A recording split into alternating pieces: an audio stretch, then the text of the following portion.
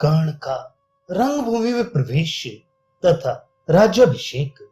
वैशंपायन जी कहते हैं, जन्मेजय आश्चर्य से आंखें फाड़ फाड़ कर देखते हुए द्वारपालों ने जब भीतर जाने का मार्ग दे दिया, तब शत्रुओं की राजधानी पर विजय पाने वाले कर्ण ने उस विशाल रंग मंडप में प्रवेश किया।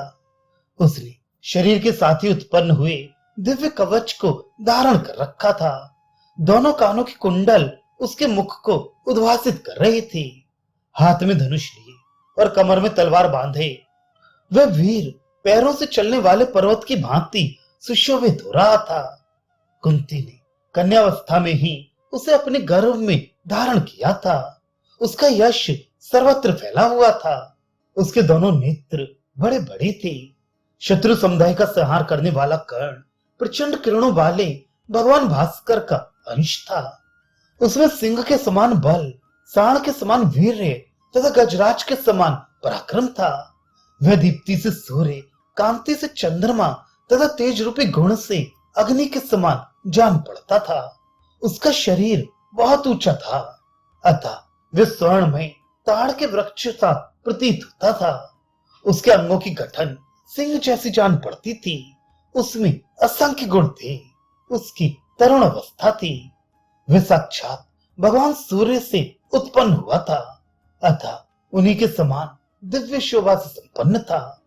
उस समय महाबाहु कर्ण ने रंग मंडप में सब और दृष्टि डालकर द्रोणाचार्य और कृपाचार्य को इस प्रकार प्रणाम किया, मानो उनके प्रति उसके मन में अधिक आदर का भाव ना हो। रंगभूमि में जितने लोग थे वे सब निश्चल होकर एकटक दृष्टि से देखने लगे। ये कौन है, ये जानने के लिए उनका चित्त चंचल हो उठा। वे सबके सब उत्कंठित हो गए। इतने में ही वक्ताओं में श्रेष्ठ सूर्यपुत्र कर्ण, जो पांडवों का भाई लगता था, अपने अज्ञात भ्राता इंद्र कुमार अर्जुन से मेघ के समान गंभीर वाणी में बोला, कुंती नंदन, तुमने इन दर्शकों के समक्ष जो कार्य किया है, मैं उससे भी अधिक अद्भुत कर्म कर दिखाऊंगा। अतः तुम अपने पराक्रम पर गर्व ना करो। वक्ताओं में श्री जन्मेजय, कर्ण की बात अभी पूरी ही ना हो पाई थी कि सब ओर के मनुष्य तुरंत उठकर खड़े हो गए, मानो उन्हें किसी यंत्र से एक साथ उठा दिया गया हो। नरश्रेष्ठ, उस समय दुर्योधन के मन में बड़ी प्रसन्नता हुई और अर्जुन के चित्त में क्षण भर में लज्जा और क्रोध का संचार हो आया। तब सदा युद्ध से प्रेम करने वाले महाबली कर्ण ने द्रोणाचार्य की आज्ञा लेकर अर्जुन ने वहां जो जो अस्त्र कौशल प्रकट किया था वो सब कर दिखाया। भारत तदनंतर भाइयों सहित दुर्योधन ने वहां बड़ी प्रसन्नता के साथ कर्ण को हृदय से लगाकर कहा। दुर्योधन बोला, महाबाहो, तुम्हारा स्वागत है। मानव तुम यहाँ पधारे, ये हमारे लिए बड़े सौभाग्य की बात है। मैं तथा कौरवों का ये राज्य सब तुम्हारे हैं, तुम उनका यथेष्ट भोग करो। कर्ण ने कहा, प्रभु आपने जो कुछ कहा है वो सब पूरा कर दिया, ऐसा मेरा विश्वास है। मैं आपके साथ मित्रता चाहता हूँ और अर्जुन के साथ मेरी द्वंद्व युद्ध करने की इच्छा है। दुर्योधन बोला, शत्रुदमन, तुम मेरे साथ उत्तम भोग भोगो, अपने भाई बंधुओं का प्रिय करो और समस्त शत्रुओं के मस्तक पर पैर रखो। वैशंपायन जी कहते हैं, जन्मेजय, उस समय अर्जुन ने अपने आप को कर्ण द्वारा तिरस्कृत सा मानकर दुर्योधन आदि 100 भाइयों के बीच में अविचल से खड़े हुए कर्ण को संबोधित करके कहा। अर्जुन बोले, कर्ण, बिना बुलाए आने वालों और बिना बुलाए बोलने वालों को जो निंदनीय लोक प्राप्त होते हैं, मेरे द्वारा मारे जाने पर तुम उन्हीं लोकों में जाओगे। कर्ण ने कहा, अर्जुन, ये रंग मंडप तो सबके लिए साधारण है, इसमें तुम्हारा क्या लगा है? जो बल और पराक्रम में श्रेष्ठ होते हैं वे ही राजा कहलाने योग्य हैं। धर्म भी बल का ही अनुसरण करता है। भारत आक्षेप करना तो दुर्बलों का प्रयास है, इससे क्या लाभ है? साहस हो तो बाणों से बातचीत करो। मैं आज तुम्हारे गुरु के सामने ही बाणों द्वारा तुम्हारा सिर धड़ से अलग किए देता हूं। वैशंपायन जी कहते, राज, तदनंतर शत्रुओं के नगरों को जीतने वाले कुंती नंदन अर्जुन आचार्य द्रोण की आज्ञा ले तुरंत अपने भाइयों से गले मिलकर युद्ध के लिए कर्ण की ओर बढ़े। तब भाइयों सहित दुर्योधन ने भी धनुष बाण ले युद्ध के लिए तैयार खड़े हुए कर्ण का आलिंगन किया। उस समय वक्त पंक्तियों के ब्याज से हास्य की छटा बिखेरने वाले बादलों ने बिजली की चमक, गड़बड़ाहट और इंद्रधनुष के समान समूचे आकाश को ढक लिया। तत्पश्चात अर्जुन के प्रति स्नेह होने के कारण इंद्र को रंगभूमि का अवलोकन करते देख भगवान सूर्य ने भी अपने समीप के बादलों को छिन्न भिन्न कर दिया। तब अर्जुन मेघ की छाया में छिपे हुए दिखाई देने लगे और कर्ण भी सूर्य की प्रभा से प्रकाशित दिखने लगे। धृतराष्ट्र के पुत्र जिस ओर कर्ण था उसी ओर खड़े हुए तथा द्रोणाचार्य, कृपाचार्य और भीष्म जिधर अर्जुन थे उस ओर खड़े थे।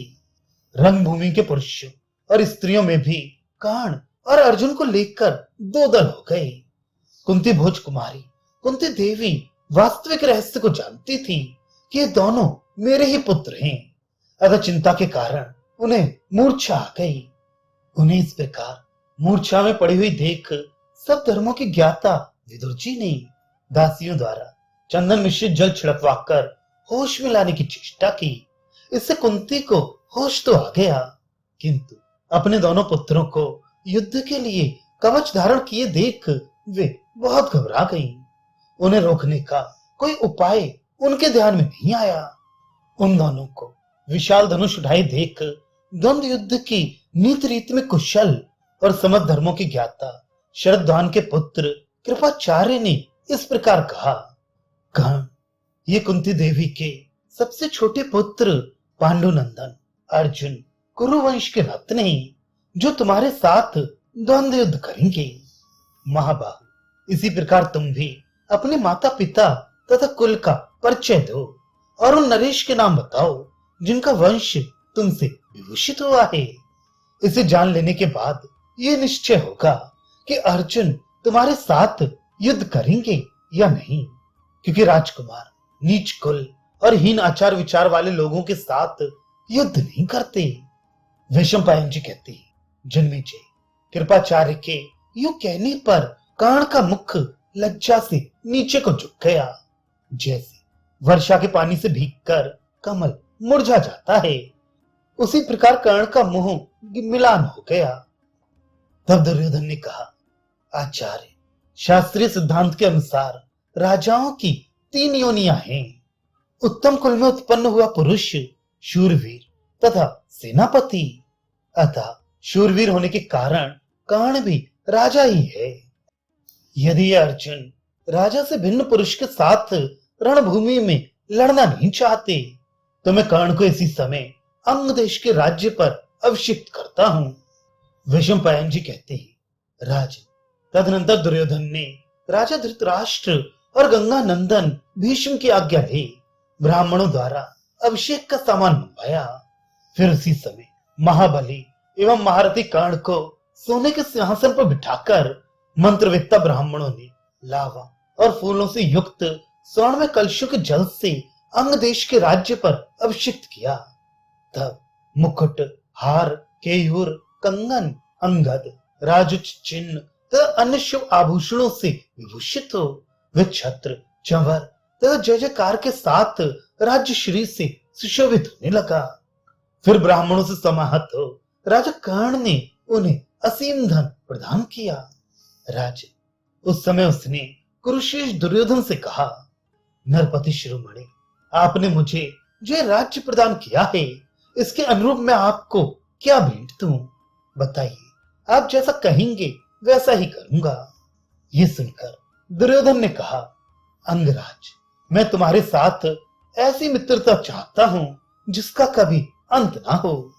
उसके यूं कहने पर कर्ण ने तथा स्तु कहकर उसके साथ मैत्री कर ली।